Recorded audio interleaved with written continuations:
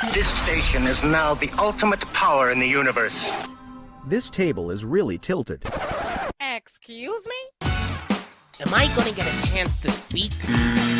Maybe I should take that back. Denied. Damn, son, where'd you find this? Take a giant step for mankind.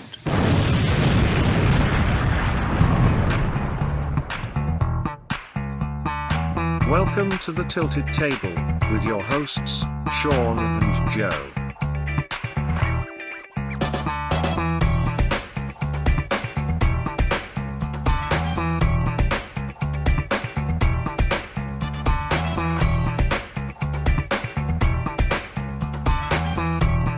Folks, welcome to another episode of The Tilted Table, the internet's answer to a question that no one asked. I am Sean Kabibi. And I am Joey Joe, the Fracky Mac.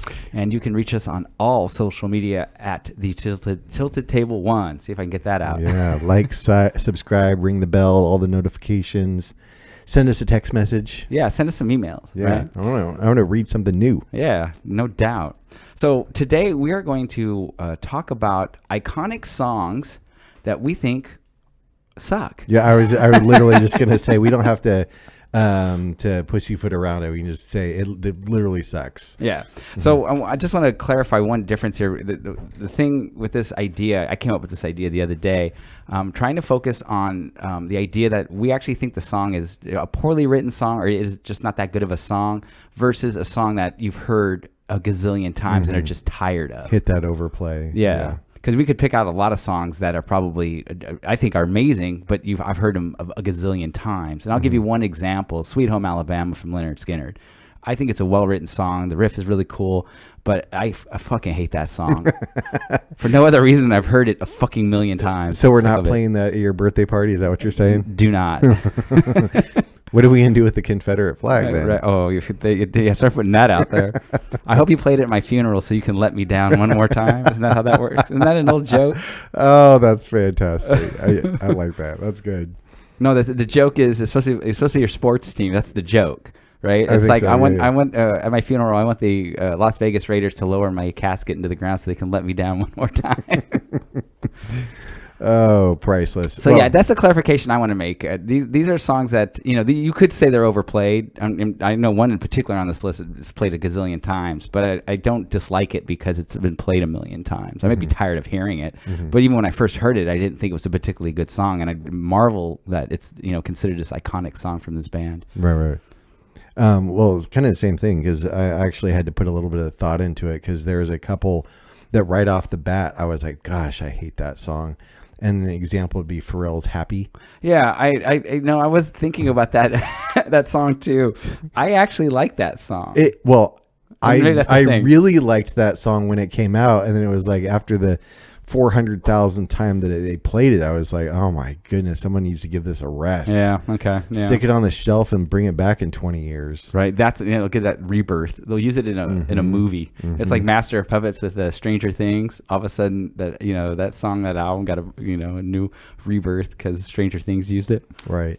Well, one of the ones is like the only reason that I have a small affinity to this song, but it's more out of nostalgia and Wayne's World, is Bohemian Rhapsody from Queen. I hate that song. I do, but it is a well written. I mean, that song is kind of a masterpiece in terms of crafting a yes, song. And there's it's almost like a play, right? Like there's Act 1, Scene 1. Wow. So structurally it's cool, but in terms of like I just do not like that song. And the theme of our episode is iconic songs that you don't like.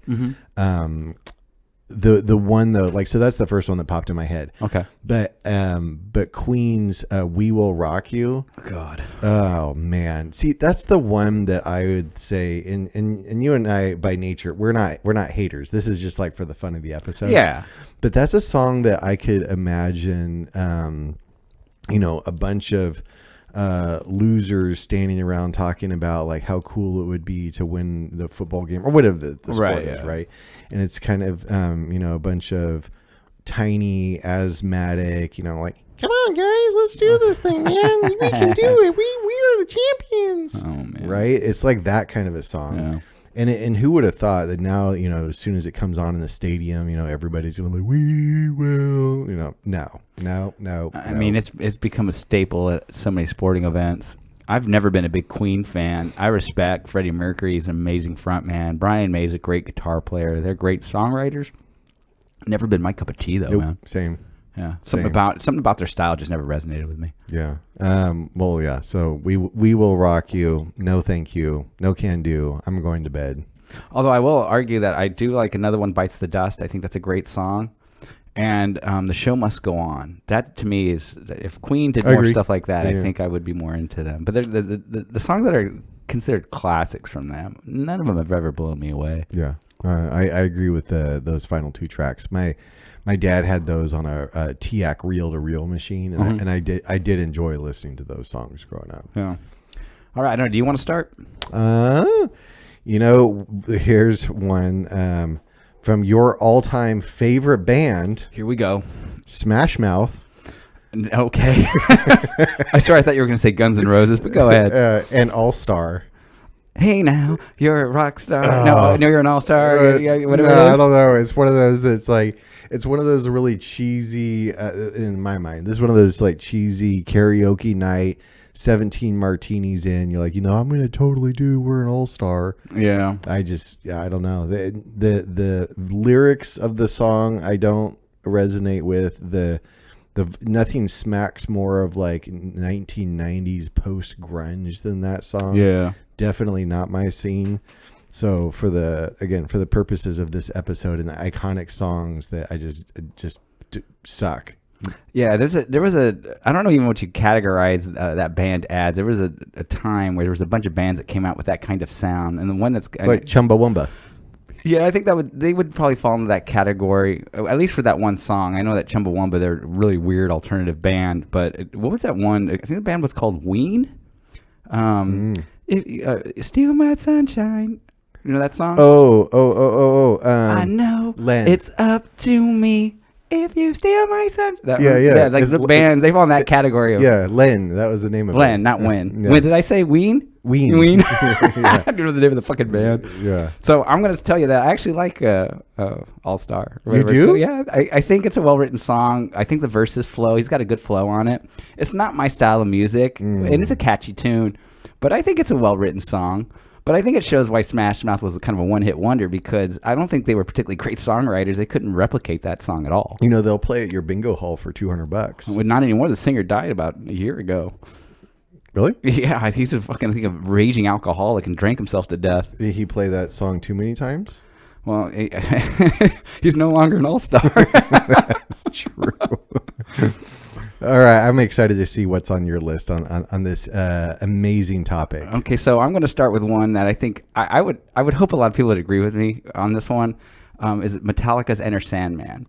What? Iconic I think song. That's heresy. You don't like this song? I know we're going to disagree on so much of this shit. Oh my I think I'll give you my reasons why. First of all, I think the main riff is just kind of a weak riff. The I'm a guitar player, so I'm like, I think the lyrics are kind of stupid. On top of that, but in and of itself, as a standalone song, I don't think it's a bad song. I think compared to the entire discography and the catalog of Metallica, it's got to be near the bottom of quality. They've written some amazing fucking songs, and that is not one of them. But it is an iconic song. It is. I was gonna say, like the Black Album. Isn't that one of the all-time selling albums in history? I think it sold 20 million. It is. It's and massive. like across all genres. Yeah, like yeah. That was. I know the biggest selling album is Thriller, and I think that sold like 40 million. But that's that Black Album and Enter Sandman. Like that was the first time, at least that I can think of, like hard rock / metal crossed over into pop.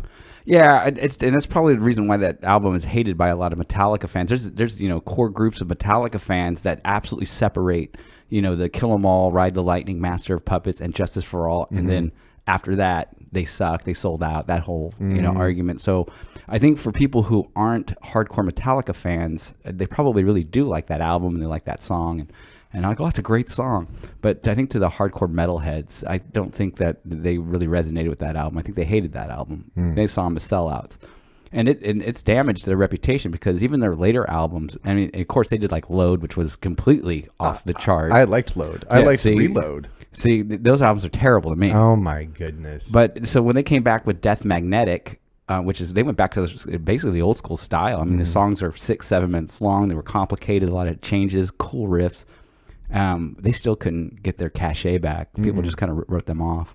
Yeah, I remember that Death Magnetic. The weekend it was released, I was standing in line early. The Red album, and yeah, I remember I got to like track 4, and I was like, no, eject. Yeah, see, we definitely are two different musical styles.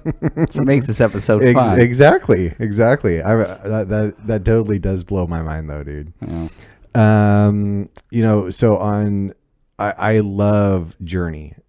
Steve Perry, I think, is one of the all-time greatest. I love Journey too.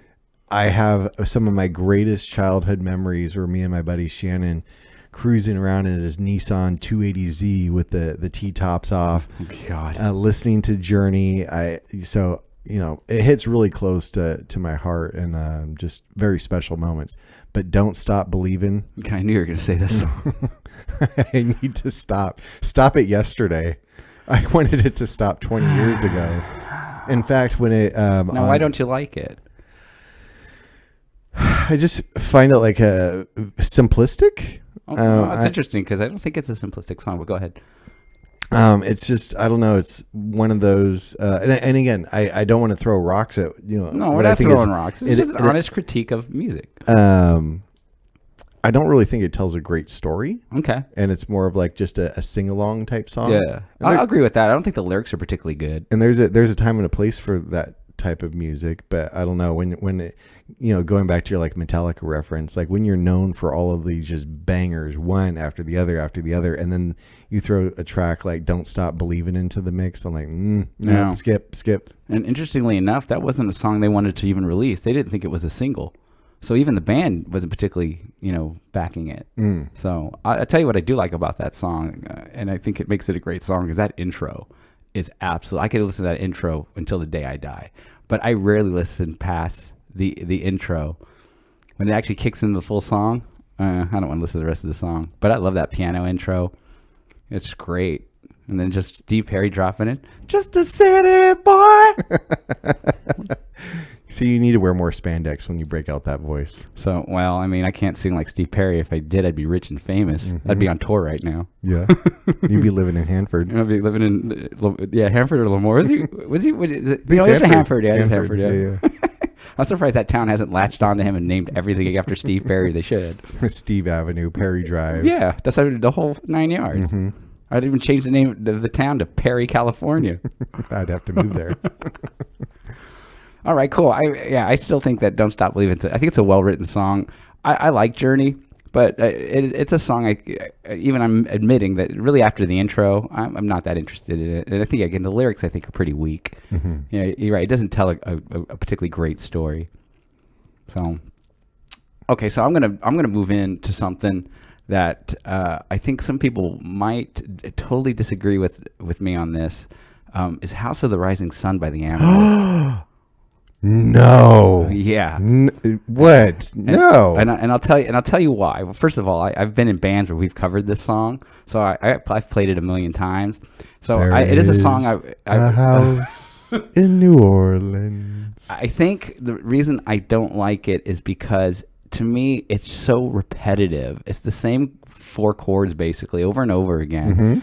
And the lyrics don't change. It's that same kind of droning in the same cadence. There's like and something pace. Magical about it, though. I'm not saying it's not a catchy tune. I just don't think it's a particularly well-written song. And the lyrics, I think, are a little weak because it keeps saying the same thing over and over again. Well, that's not really true, but I mean, they repeat the verses. I think maybe not repeat. It's the way they're sung. It's so droning. Did you like when Five Finger Death Punch covered that? I've never heard their version of it. It's really good. That's probably one of the most covered songs because the Animals, I don't even think wrote it. I don't think they know who wrote that song. Really? I think it's a song that's just like in the public domain.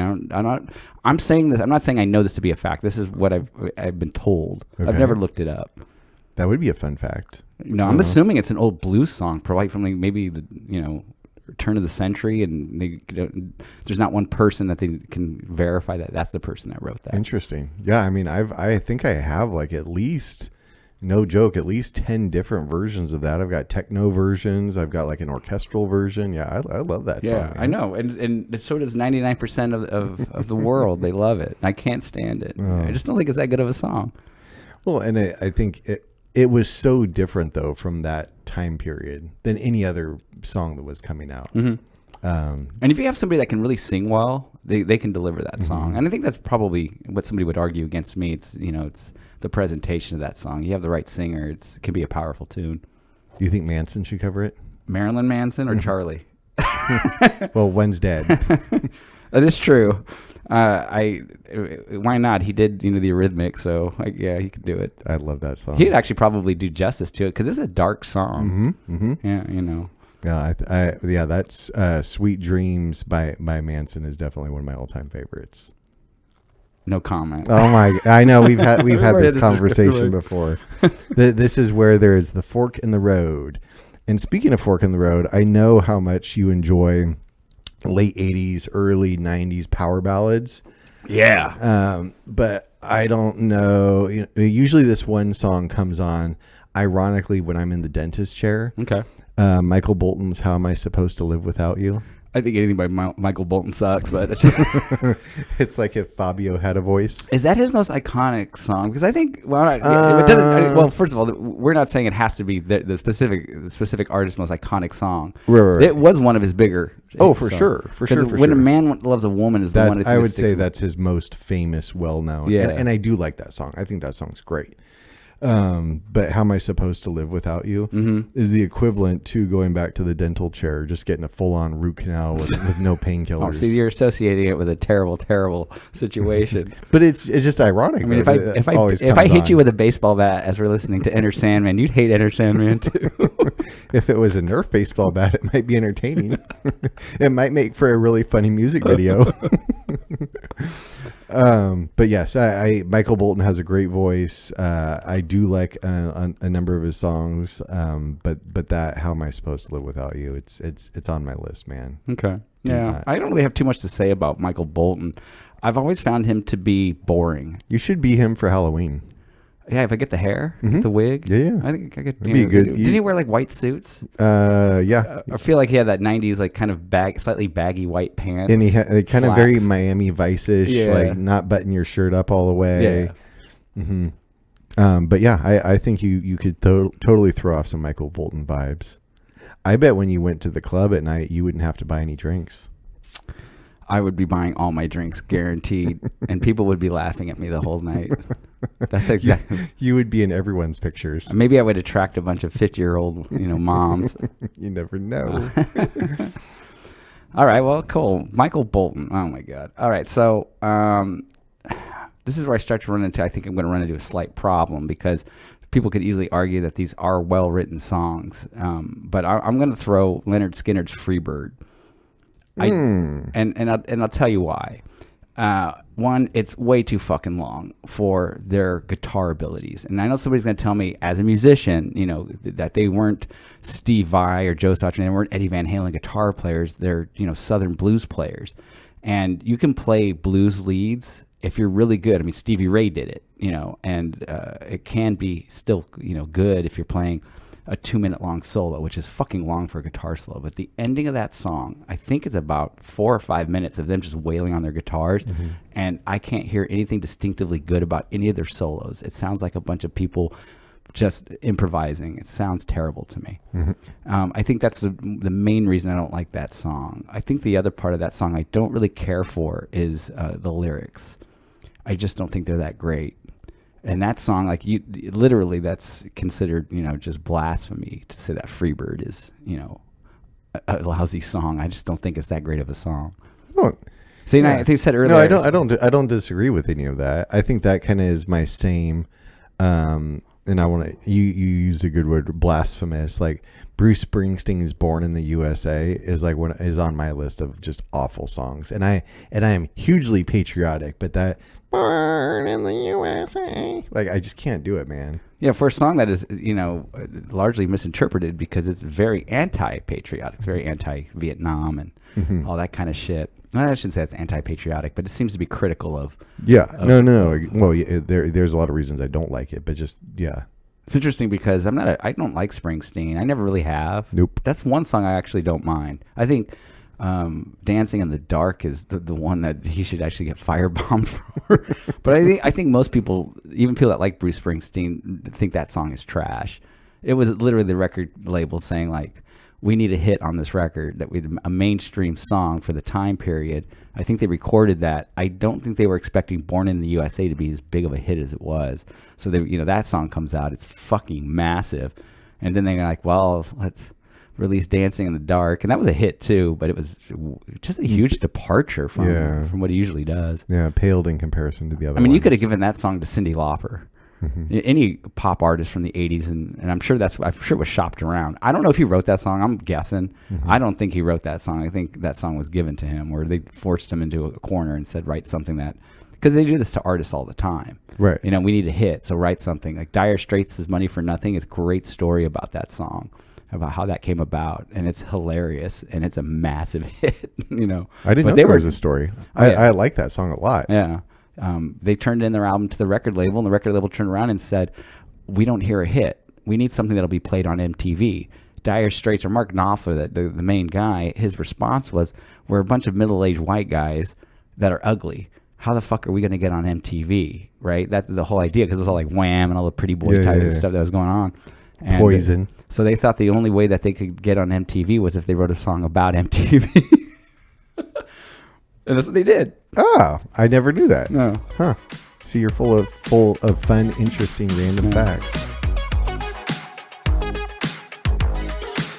Ladies and gentlemen, may I have your attention, please? Leave a like on the video. I know you're enjoying this. Can you shut up? The internet's answer to a question that was never asked. The Tilted Table with Sean and Joe.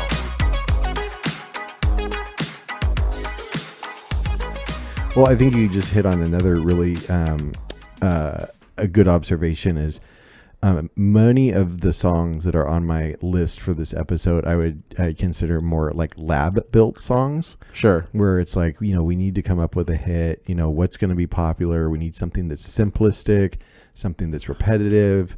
We are in a hip-hop moment, we're in a country moment, Sure. whatever it is. Like, let's get that whiteboard out and check all of the boxes to try and get like the biggest poppy song that everyone's going to play. Yeah. You'll play it at weddings, you'll play it at graduations, you'll play it at funerals. It like literally checks all the boxes. Yeah. I common. can't stand Old Town Road.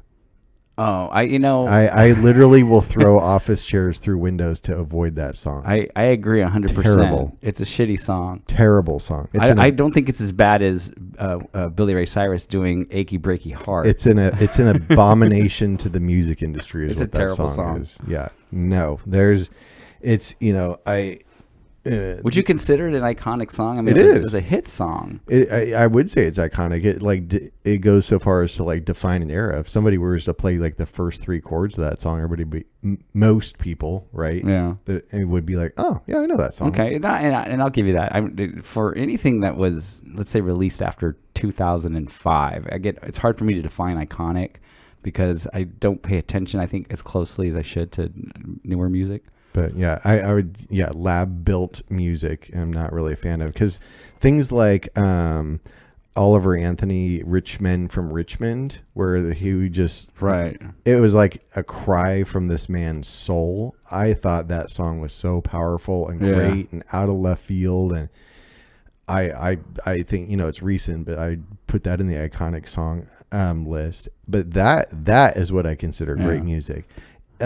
Old Town Road is garbage. Yeah, it's just a shitty song.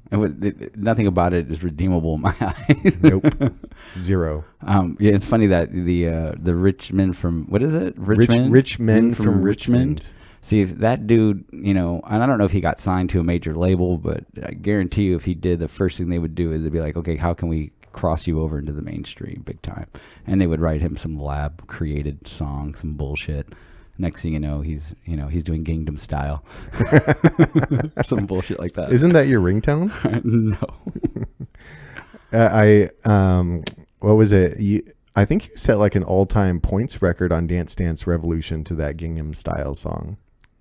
Wait. So, that's the video game, right? Mm-hmm. Say that again. I didn't catch it. I thought that was on your resume listed under skills and accomplishments as like I totally ruined your joke. the high score to your Dance Dance Revolution. No, I've never played Dance Dance Revolution. Never will. We should get one for your garage. No. You've talked about a home gym. Like, why buy a treadmill when you can get a Dance Dance Revolution? I'd rather have a home gym. And then I'd play some Slayer and work out to that. I could see the garage door up and your neighbors wondering what's going on as you dance around on your machine. Hey, show me one person that's ripped to all hell from just doing Dance Dance Revolution. I don't think it exists. I think this would be a fantastic thing to do. In fact, later today after this episode, I'm going to look up where to buy an official professional machine. I'll send you the link. Okay. We can drop it in the show notes. Okay. I'll do it. All right, so I'm up next. I'll give you one, we've actually talked about this song off the air, just in passing. Cherry Pie by Warrant. She's my cherry pie. The song sucks. It's terrible, and that song defined that band. That was a massive huge hit. Now, whether or not you consider Warrant to be an iconic band, they were one of the bigger glam bands. It defined that. Not that one song, but it helped define that hair rock era. For sure. And Janie Lane, it's the same situation with Dire Straits. So they turned in their second album to the record label. It was called Uncle Tom's Cabin. That was going to be the lead single. And the record label turned around and said, we don't hear a single on this. We want something like Love in an Elevator. So Janie Lane goes back that night and says, you want something like Love in an Elevator? He writes that song, and he says he regrets it ever since. Well, he doesn't regret it anymore. He's dead, but until his death, he hated that song. Yeah, I remember riding around on my as a kid on my little BMX bicycle in our cul-de-sac with my Sony Walkman, listening to that song, thinking I was the coolest kid in the neighborhood. I think, and my beef with that song is mostly the lyrics and the whole kind of vibe behind it. And I think it also, I come from that era of 80s hard rock and metal. And I think at some point in that journey in the 80s, it just got so bloated, and these bands just became sort of a caricature of themselves. And they were already kind of riding a weird line. Because if you look at a lot of the bands in the 80s and the styles and the clothes that they wore, it's already borderline kind of, cringy. And then they just took it to the next level. And that song, I think, was one of the songs that really put the nail in the coffin. When people were saying, we're getting tired of this. This is just, this music is lousy. It's stupid. It's overproduced. And there could have been maybe a change at some point. I think Guns N' Roses is a good example of what it should have been like once GNR came out. And a lot of bands did adopt that style and kind of get to a grittier sound. But the final nail in that hair metal coffin was definitely Cherry Pie. Just at that point, people were now officially like, fuck you. We're absolutely done with this nonsense. Yep. So, yeah, I do like the guitar riff. I think the guitar riff's pretty cool, but outside of that, the song is just absolutely horrible on all levels. The album had cool cover art, though. Yeah, I didn't like it. Again, I think it sanitized. I think a lot of those bands. I mean, and I shouldn't really say it's Warrant. It's just Cherry Pie. I mean, Poison was kind of sanitized even when they were massively popular. If you look what the Cat dragged in. I mean, it was starting to get to a point where it was just like, it's all about the way these guys look and, the more outrageous hair and makeup and, bright guitars and wild clothing and fireworks going off everywhere. Is that your Halloween outfit? I've never dressed like a hair metal dude. Maybe because at one time I kind of looked like that, and that was the actual way I looked. And I don't need to dress up like. Well, no, I know that, but more of like glam rock. I could see that. You like your D. Snyder. I would definitely consider, doing that. Sure, I think it'd be fun. Mm-hmm. Yeah, I'm gonna relive my youth. There we go. Yeah. Great evening. Well, speaking of reliving youth, I don't have a bone to pick with disco. per se. I think, as kind of an interesting blip in the radar screen or flash in the pan for that time period, and angel flights and goldfish in your high-heeled boots and whatnot. I think that's kind of entertaining. But again, iconic songs that I hear the first couple chords of this, Gloria Gaynor's "I Will Survive." No, I don't want to survive anything. It's to survive the 3 minutes I'm gonna have to listen to this song.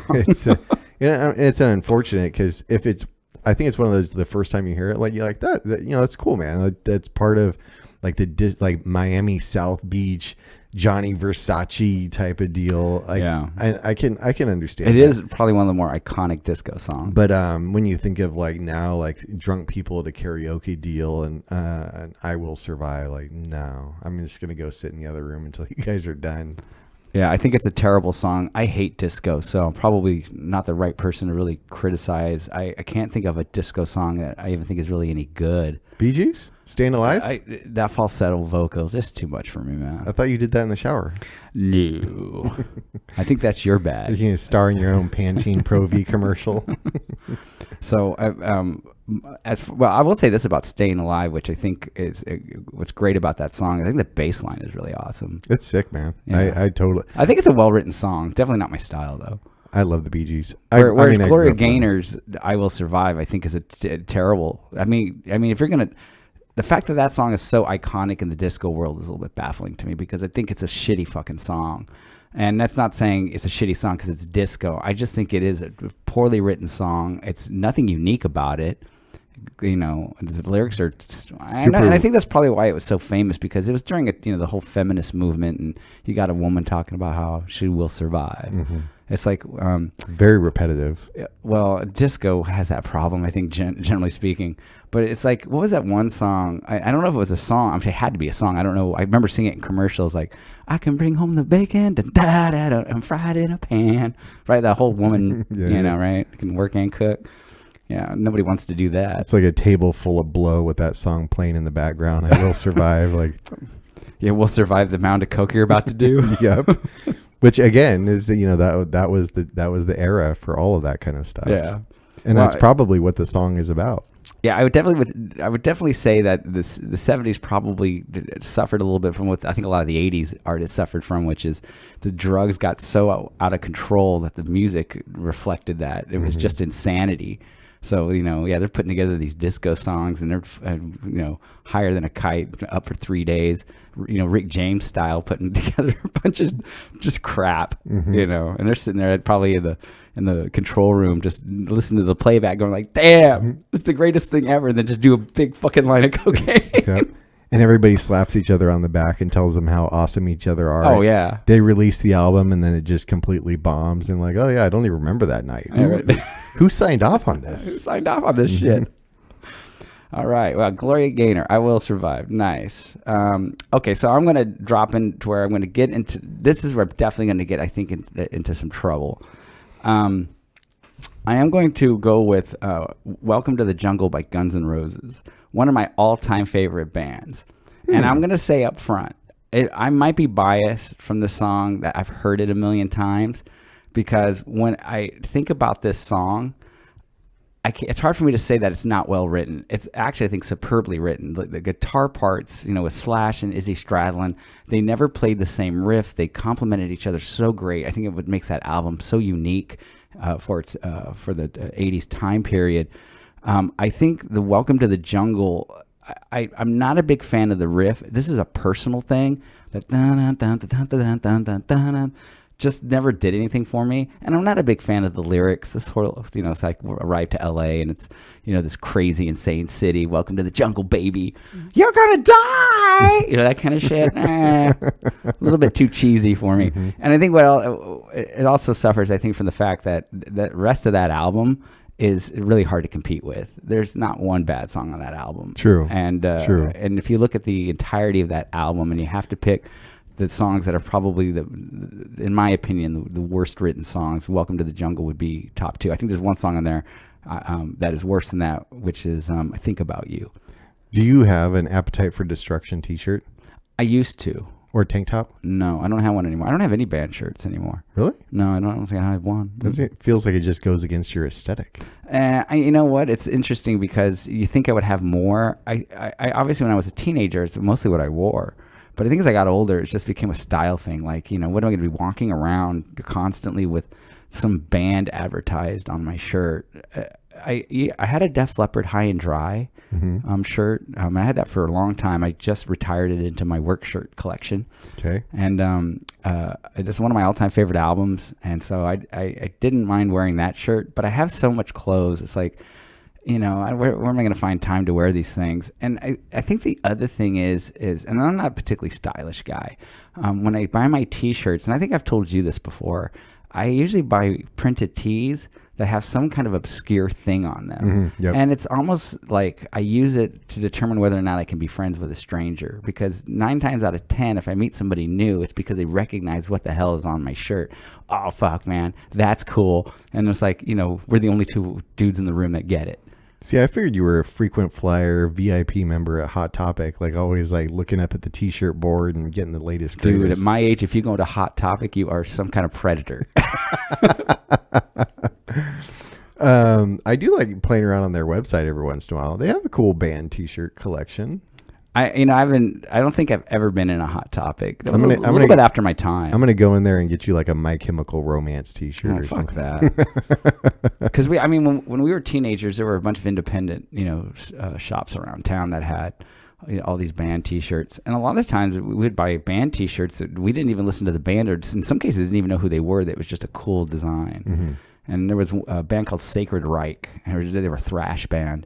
And I remember buying their T-shirt. It was the Statue of Liberty head, and out of the crown with like kind of these zombie-ish, skeletonish kind of monsters, like they were all stuffed inside there and kind of spilling out of the crown. And it was just a cool design.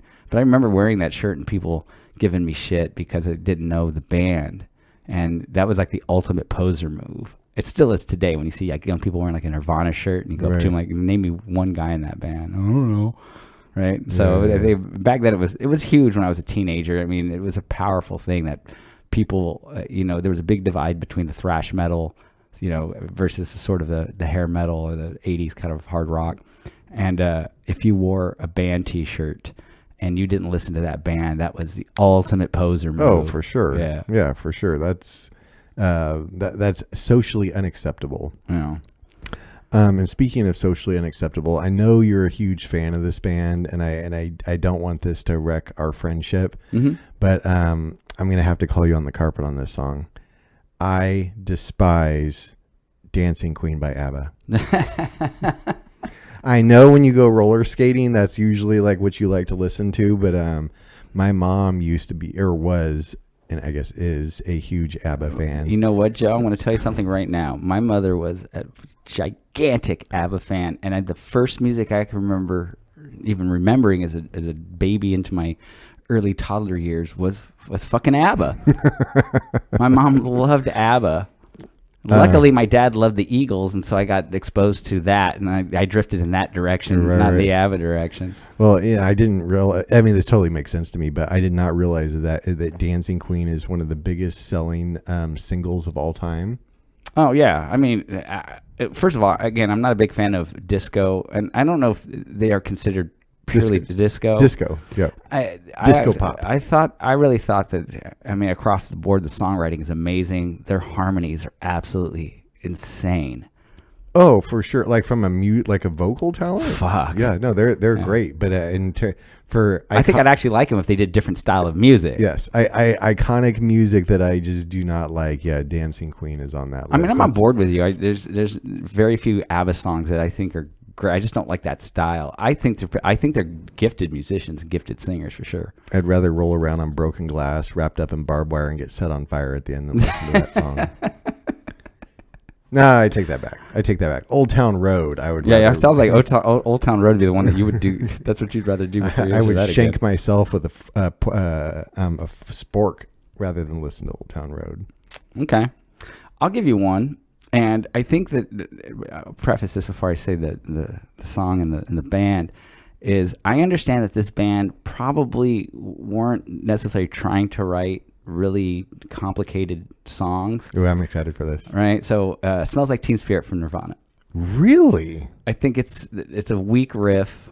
Really? The drums suck. David Grohl is not that good of a drummer. I mean, he's better now because he's been playing for a million years, but at that time, it was just not that good. I don't find a whole lot redeeming about that song.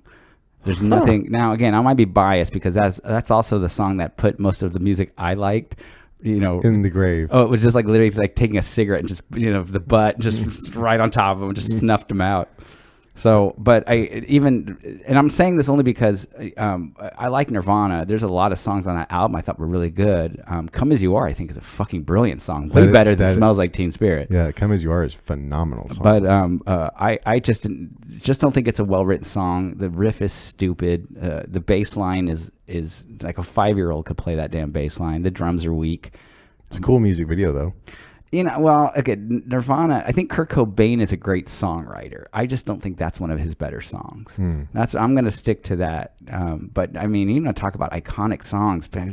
That song is just people just lean on it as just being like the rise of this. I mean, because I think Kurt Cobain might be like the last of like iconic, your Jim Morrison's, like from the Doors or something like that level of. I agree with that. Yeah, totally. And that's the song that put him on the map. So everyone leans on that. I remember getting that album on cassette tape and listening to it on my dad's Pioneer tape deck in his Volkswagen Beetle, and I remember even at that age, as soon as that first riff hit. Which I do actually really like this song. Mm-hmm. That first riff hit, and I was just like, "What is happening?" Yeah, well, it was different. The landscape just changed under my feet, and I didn't even realize it. Oh yeah, it was like literally overnight. It was overnight. Yeah, and then all of a sudden, it was like you're walking around like, why is everyone wearing plaid flannel in the summertime? I had my flannel shirts, still do. You're still stuck in your grunge period. I don't think grunge got a fair shake. Just didn't last that long. But again, I'm just saying this because I think this is accurate. That most of those bands, it was part of their music. It was very dark, depressing, music, and it stemmed a lot from the drug use. And these bands weren't going to last that long, even if they were able to live, which a lot of them did live for a while. They couldn't produce anymore because they couldn't. They were incapacitated. I mean, you look at Lane Staley. I mean, in the mid 90s until he died, he didn't do much of anything because he was in his apartment and just high all the time, massive drug addict. So. Yeah, I think that just by the fact that it was so popular and it was really, really good. I love grunge music, but if you look at it in hindsight, the reason that music even existed was because of the lifestyles these guys were living, which ultimately doomed the genre because none of these guys were going to be able to produce a career. Yes. Yeah. Correct. Beyond maybe 2 or 3 albums. Before they, either died, which, some of them did, or they became so incapacitated and just fucked up from their drug use that they couldn't, do it anymore. Well, when you think of iconic, that whole very brief period of time, because it was only like 5-6 years. Yeah, I would say Stone Temple Pilots, Jars of Clay, all that kind of stuff was banging around on the radio. Yeah, I would say that 92 is when Smells Like Teen Spirit came out, September of 92. And I would say it lasted till about, I'd say 97-ish, 96, about 4 or 5 years. Yeah. Interesting. Yeah. Well, what a great idea for an episode, man. Yeah. When you asked me, or you sent me a text message just saying, let's do an episode on iconic songs that you hate. I was like, I actually like this idea. This is great. Yeah, it's fun. I could do music all the time. My biggest concern was like, how many episodes have we done about music? And I don't think it really matters with us, but sometimes I think about that. But it's also fun every once in a while. I'll ask, like on the drive over here, I called my mom and dad and I said, hey, I'm going to go visit with Sean and do a podcast episode. And my mom said, oh, cool. What's the topic going to be this time? And I told her, and she's like, that is a great idea. And then I could hear my dad in the background on the phone, like yelling out, Michael Bolton. So no, I think it's something that, music brings us all together. We all have like kind of going back to that teen spirit and like the landscape changing thought. Like it's very nostalgic. And even those songs that we hate, like Old Town Road. Like yeah. it's still part of my fabric. Yeah. I hate that part of the fabric, but it's still there. Yeah, and what I've learned today is no matter how old you are, no one likes Michael Bolton. Unless you're getting some dental work. And you have no choice in the matter. I have an important announcement for you, so stay tuned. Yo, that's some next level shit, bruh. So you got me. Big deal. The internet's answer to a question no one asked. The Tilted Table with Sean and Joe. Folks, thank you for tuning in to another episode of The Tilted Table, the internet's answer to a question that no one asked. I'm Sean Kabibi. And I'm Joey Joe, the Fracky Mac. And we are going to go in the studio and write an iconic song that we both, in 20 years, will hate. Well, but that's after we get back from Hot Topic. Right? Peace.